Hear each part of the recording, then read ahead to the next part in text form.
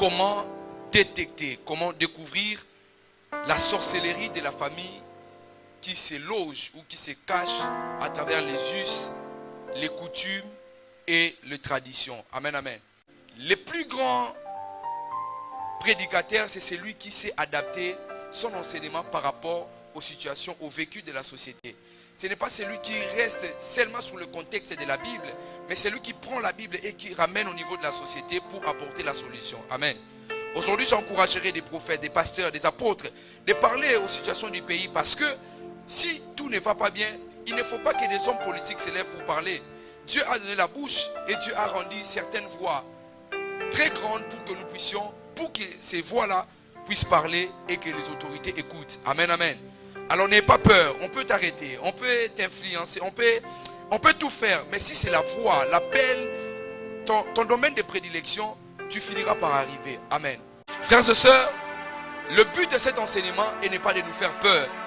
Le but de cet enseignement ce n'est pas de vous envoyer à la maison pour devenir méchant vis-à-vis de vos parents.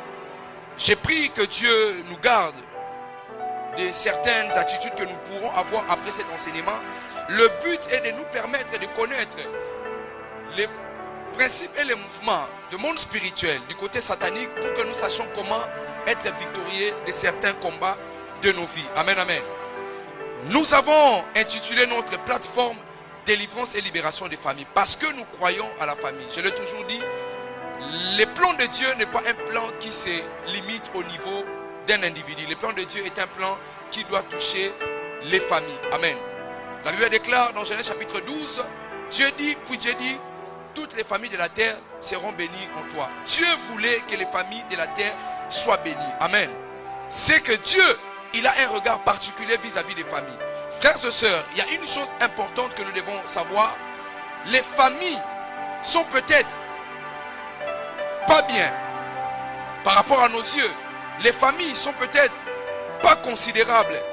Nous n'avons peut-être pas la famille de Bill Gates. Nous n'avons peut-être pas la famille de Fachi Béton. Mais ce qui est vrai, sans la famille, vous n'aurez pas une vie. Alléluia. Il devait y avoir un monsieur qui devait rencontrer une femme pour que nous venions sur la terre. Sans cette coalition, sans ces principes d'accord entre ces deux personnes, moi, toi, on ne pourrait pas être sur la terre. Alléluia.